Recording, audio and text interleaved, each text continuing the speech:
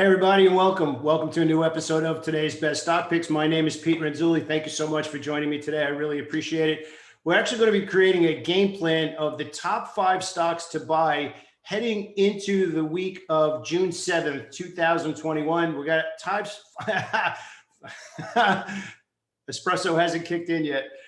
We got 5 stocks we'll be looking at, diverse industries. The first thing we're going to do, as we do every single video, is break down the bigger picture. And if you're new to the channel, I'd really like to ask you a big favor. If you find these videos helpful, click down and subscribe to the video. Give us a thumbs up. Make sure you hit the alert so you get new videos that come out. We have new videos that come out with stock picks pretty much every day, Monday through Friday, sometime after hours, sometimes before the market. But if you find these valuable, and especially if you have questions, definitely leave a comment below. We get back to everybody as soon as we can. So give us a thumbs up and subscribe if we deliver on our promise today. One thing I also want to talk about is we get a constant question. You can see, you see the library in the background. That's actually just a small portion of my library. Some of it's mixed with motivational stuff. A lot of it is stock trading stuff. And I get questions over the years, and I've been trading for about 21 years, and people ask me, what are the top trading books that I could recommend? And it's very interesting because where you are in your trading journey, how far you're down the trading path, will dictate which book would be the best suggestion for you. So today I'm going to actually recommend something for somebody who's just a little bit past beginner, but maybe just needs some gaps filled in information. So I actually have this book here. I don't know if you can see it. Hopefully you can. It's called The Market Maker's Edge by Josh Lukeman. Maybe you can see it a little bit better this way, like that. Okay. I actually bought this book. I have marks. You can see all the marks I have. I bought this book in February of 2001. And he really does a great job. And actually back then I was trading mostly NASDAQ stocks. He does. The reason I'm recommending it, I just want to give a reason. The reason I'm recommending it, he probably does one of the best jobs that I've seen of breaking down multiple time frame analysis so that the higher time frames dominate, which we talk about. We specialize in order flow. Order flow is the smart money, the deep pockets that move a stock up or dump supply onto the market and push your stock down. He does a great job of explaining why we watch stocks in multiple time frames. We just take it a little bit deeper into actually telling you that it's order flow. By the way, I'll leave a video. You probably see it up on the top here. If you want to get into sector rotation a little bit deeper, because we're going to touch on that in a second. I'll leave the link up there and you can take a look. But what's very cool about this, and I think it's very smart, which is why I say if you got a little bit of experience and you want to get to the next step, he actually starts the book out talking about risk. And it's fascinating because most traders, myself included, you get started, you're like, tell me where the entry is. I can't wait to trade. Tell me what to buy. Tell me what to buy. But if you don't understand managing the downside first, you're not going to be around long enough to manage the upside. Because again, if you happen to be new or you're not turned that corner yet to profitability and you're not seeing your account slowly grow month after month after month with consistency, here's the path. The path is you're all excited. You can't wait to trade. You open an account and you just start trading right away, but you really don't know what you're doing yet. The smartest thing is to first find an edge, and our edge is order flow and reading the tape. So we call it building an argument for an idea. I just gave you a little bit of a head start, a little bit of a sneak peek kind of behind the scenes into what we do. Order flow is the very first thing. If you come into our community and the first thing that we talk about is tell me what to do, I'll say, well, I'm going to challenge you to find good ideas first. Everything stems from good ideas. So remember, the quality of your idea and the more clear the order flow that you've spotted, and I'll explain what that means in a second, those are the foundational blocks. First and foremost is good ideas. Then from the good ideas, we work on finding the optimal entry and what's the initial profit target in exchange for accepting that risk. That's the first piece. So once you have an edge, then your job is to find that edge as much as possible. So we're going to talk about today's top 5 stocks that I'm looking to buy this week. Once you have the edge, then you have to put the trades on and you develop the habit of managing that position. Now, it could be here, move against you, you scale out a little bit. Move against you a little more, maybe you might get out. Moves in your favor a little bit, you might be adding to that position. Moves in your favor a lot, now moves up to your initial profit target, and then you make a decision based on your game plan. Should you be adding at that spot, trailing it, or just getting out? And there's a lot of factors that go into that, which we're actually going to talk about right now because we're going to break down the market as well as the individual sectors. And what the market's doing right now is pretty exciting. So I'll just put that up there again. The Market Maker's Edge by Josh Lukin. He starts out with risk. So the point that I want to get across is, if you understand risk first, then you'll see a lot of different types of market conditions. A lot of traders, and this is the truth, a lot of traders who started in March of 2020 who came into our boot camp knew nothing but the market going straight up for the most part, that stimulus fueled bull market that we had for the better part of 14 months. And then when the market started to get a little tipsy and it wasn't perfect every day, they were kind of lost. And that's why they came into the boot camp, to really start to understand, how do I manage the downside? How do I know when to get bigger? How do I know when to book into momentum? How do I know when to build a position? That's the difference between only making money during a ripping market to the upside versus you could make money and you become the asset in any type of market condition. So the first part is edge. Second part is understanding how to manage the downside. And then, which is the most exciting part, you get to the point where you're avoiding bad trades, and then you're around long enough to understand how to manage the winners. So we get to that other side in the 5 stocks I'm going to talk about buying today. There's the entry, the risk, the initial profit target, and then there's what you do in between. So never, ever, ever forget, it's what happens between entry and exit. That's where the money's made. That's where the skill is developed. Anybody could pick out stocks. Anybody could find a stock that, where they may be even chasing it right now. But can you actually get paid on that? And can you actually get paid on that over time? If you really want to elevate your game to the next level, and actually right now, my espresso is kicking in right now if I start talking fast. If you really want to elevate your game, don't rush trading size. Trade the right size, the right risk amount, the right dollar amount while you're learning. And then you'll start to understand the current conditions like we had the last few weeks, which was basically mid-May through the first week of April. We had good conditions. We had a lot of individual stocks, a lot of sector rotation that we were all over. But now we're going to go over to the chart and we're going to see the market, the SPY ETF specifically, is now right at the breakout level into new all-time highs. So now we're going to build if-then scenarios. If the SPY breaks out and they hold the bid, that's terminology, hold the bid, which means it opens and it stays above that Monday price action.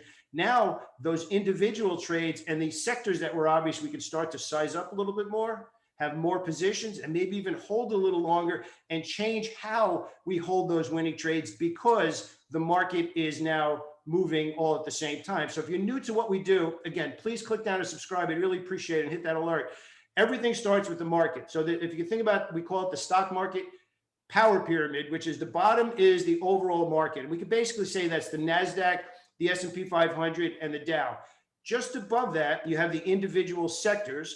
Then above the sectors are the industry groups within the sectors. So for example, you might have technology, and then within that, solar or computer hardware or software. So market, sectors, industry groups, and then individual stocks. The last 3 or 4 weeks, maybe even the last couple of months, we've mostly been focused on individual stocks, and once in a while an industry group that was lighting it up, energy stocks, for example. Tomorrow and this week, this is why we're pretty excited about this right now. If you watch the market on Friday, there was a turning point, something we haven't had in a while. Technology stocks lit it up in a big way. Everybody in our community took a step back and said, wow, this is finally what we've been waiting for 2 months.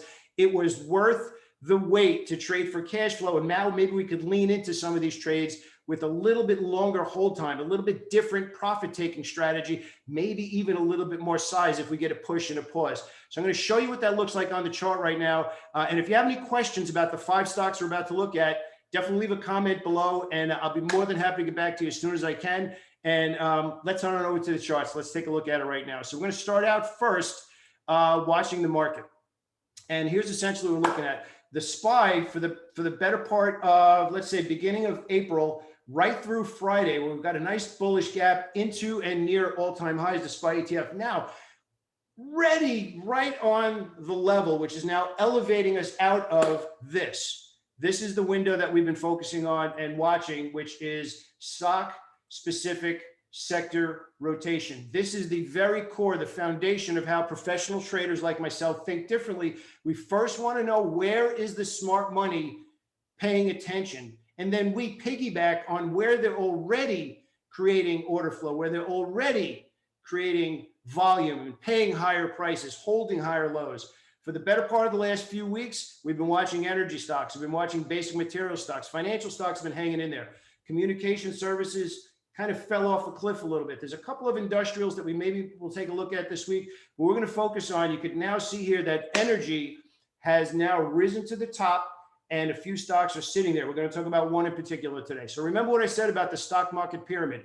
The bottom part is the Dow, the NASDAQ, and the S&P. Most people call that the general market. What we're looking at now, we're elevating into sector rotation from the day, the week, and the month. Where is smart money putting money now? Where does smart money have their attention? That's where your attention, my attention should be. So again, if you want a super quick lesson on what order flow is and why we should even pay attention to order flow and what's different about order flow.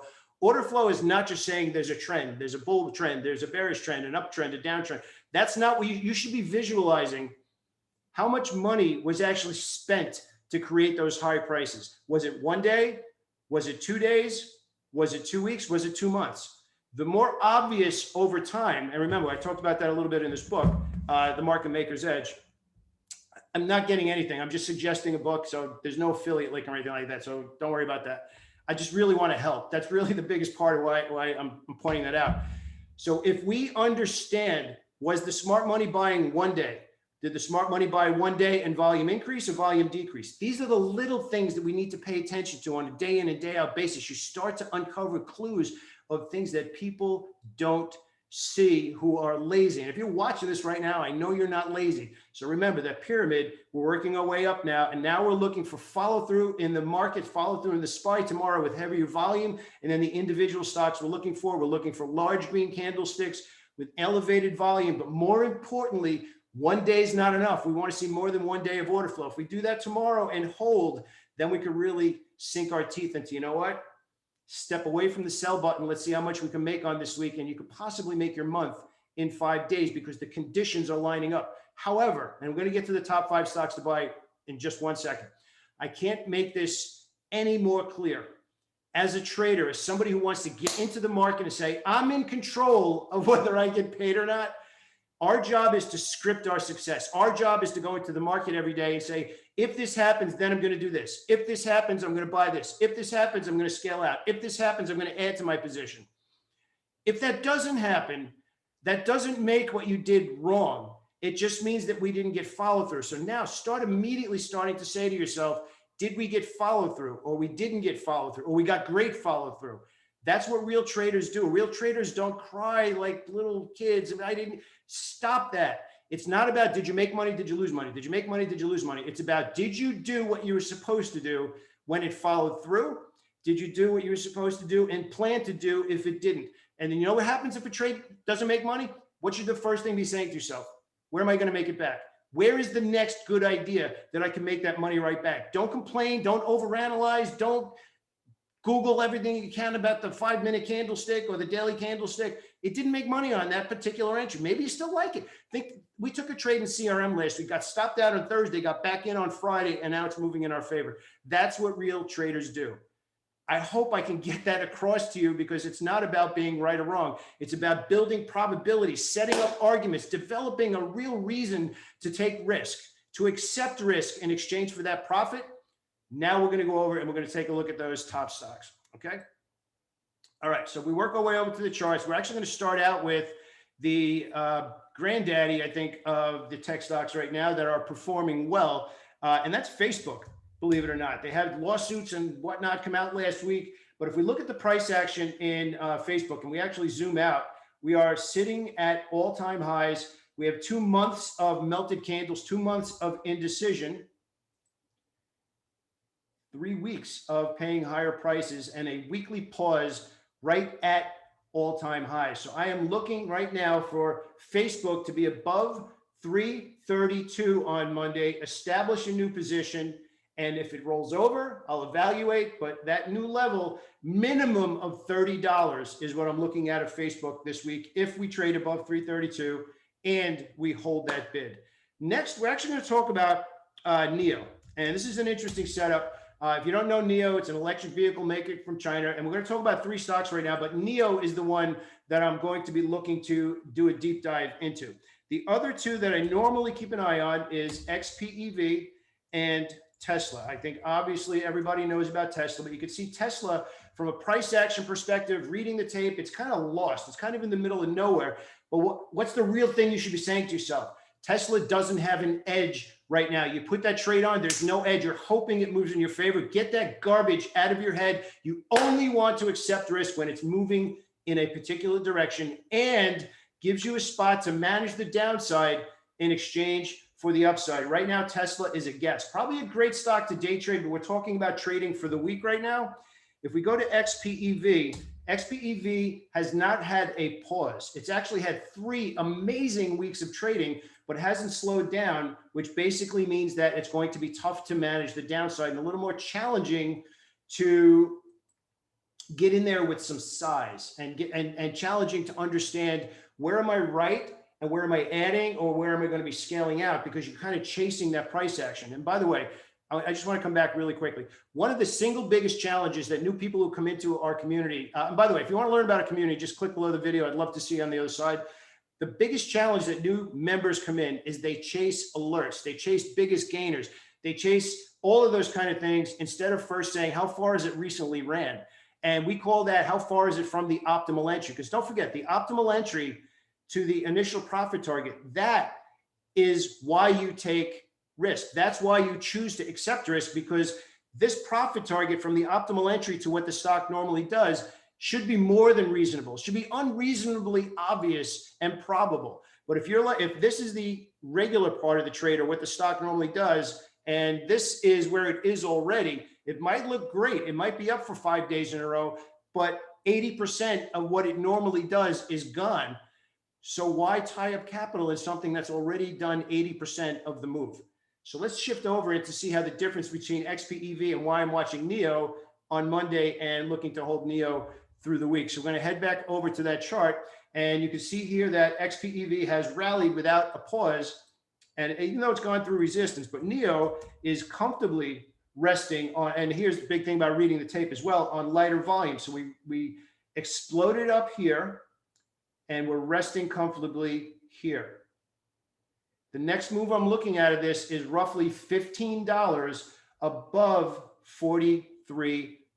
So we're really looking for it to elevate into this 55-ish area, 57, 58 in that area. But more importantly, the downside is very obvious here. It's now paused for 4 days. It pushed up, it paused, it's saying, hey, hop on my back. If we break out, you better be on the train. Now, here's the big thing. If it breaks out and pulls back, big deal, because the risk is so defined. It's going to be a small loss versus a pretty good hold for the entire week. So NIO is stock number 2 that we're going to be taking a look at. Next, we're going to shuffle on over to what we looked at before, the energy sector. And if you look over here, when Hess reported earnings were great. The market reacted great. It's following through for several weeks. Okay. Now, what's important? The fact that it has room to go. Room to go is profit potential, and bullish gap into 4 days of pausing, closing near the high on Friday.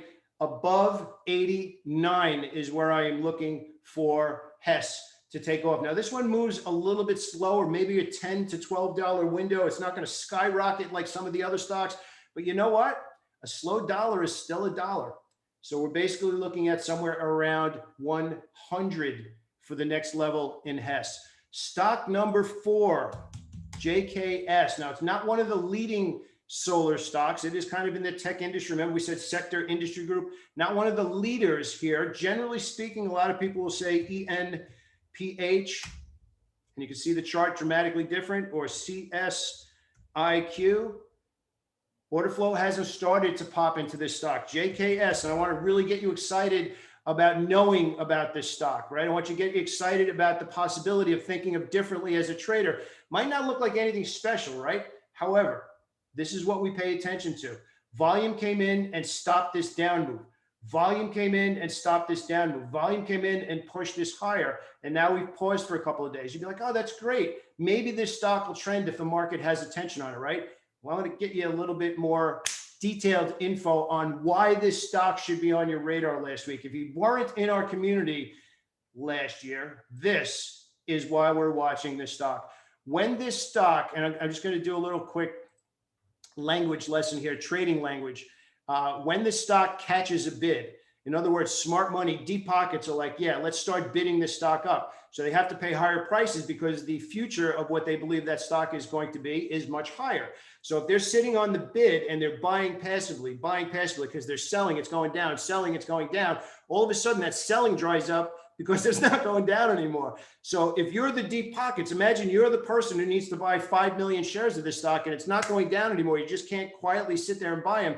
You have to start paying higher prices. So if you take a quick look again at this chart of last September through end of October, it was a beautiful, beautiful stock to trade. So again, that's why you want to watch these videos, subscribe and hit those alerts. We find these pockets of opportunity pretty much every day and every week. So you want to be alerted to them. So we're going to go back over to the chart and I'm going to show you really quick again what that looks like.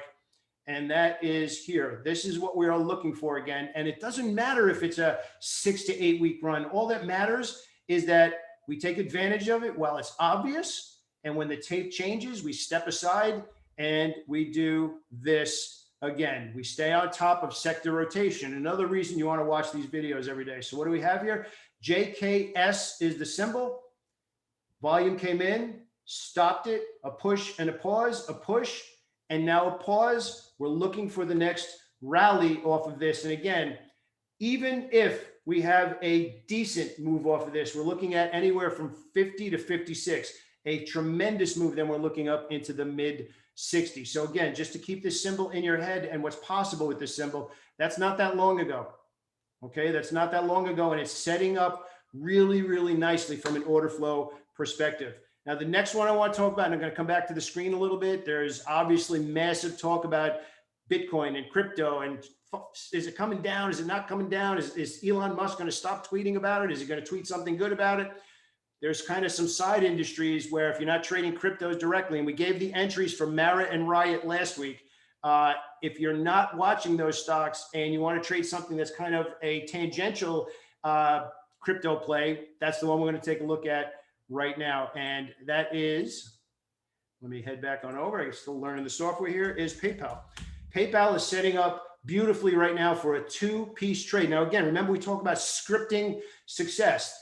Really good momentum move. Have now paused for the better part of 6 or 7 days into what we call melted candles, sitting right at that 265 breakout. That's the level I'm watching, but I'm doing it in two pieces. 265, half of it. Over 275, second entry, ultimately looking for 300 and maybe even beyond that into 310. So again, that's 5 of the top stocks I'm watching this week. We have a lot more. We actually have a new list that we put out every single day. Starts with that sector rotation sheet, and then we break it down even further into the individual stocks. But I wanted to share this with you today because I want to get you excited about trading stocks. I want to get you excited about the possibility of you being the reason that the market is creating opportunity. Every single day the market opens, there's opportunity, but you need to be the person who's scripting it and sculpting it and saying, if this happens, then I'm going to do this. If this happens, then I'm going to do this. And if it follows through, great. You act like a professional and you do what you're supposed to. If it doesn't follow through, remember, that's the language. Not, oh, that was bad. No, it's not bad or good. It either follows through and you have your decisions, add to it, scale out, get out, or if it pulls against you, scale back or get out. Be in control. That's how you make money as a stock trader. You set the stage by having your edge first, and then you look for trades that match your edge. We actually had somebody yesterday who's new to our community. I'm not going to give the name out, but they basically said, everything I've done up to this point is a hunch. That is not what you want to do. You want to look at the market every day, and you want to say, I know exactly what I'm looking at, and whether or not that idea is something you should accept risk or you should pass on. So think about the XPEV trade. It looks great. You could be looking at it and say, I want to hop on board of this, but where do you manage risk? How far does the stock normally go? If it's already gone most of what it normally does, why would you buy it after the fact? Find a spot for that stock to pause. Remember, you should be thinking in your mind, push and a pause, push and a pause. You want to get involved on the pause, not the push, okay? That gives you the downside risk And it's kind of like a diving board where it goes like that and launches into the next level. So I'm very excited about this week coming up. We are resting in the SPY right at all-time highs. I love trading stocks. I love having these conversations. If you have any questions about this, please click below and comment. I'd love to hear from you. And find out what your challenges are. What are your obstacles? And maybe we'll see you on the other side in our community too. Again, just click below the video. You'll see some more info on that. I will post in the description the video on how we set up sector rotation and how we scan for it and exactly how I run my scans. And definitely click down and subscribe and hit the alert button. I'd really appreciate it because it lets me know that this is the kind of stuff that you want to hear more of. So have an awesome day. And that's our game plan that we're going to get ready for on Monday, June 7th, 2021. Have a great day, everybody. Thank you so much for joining me.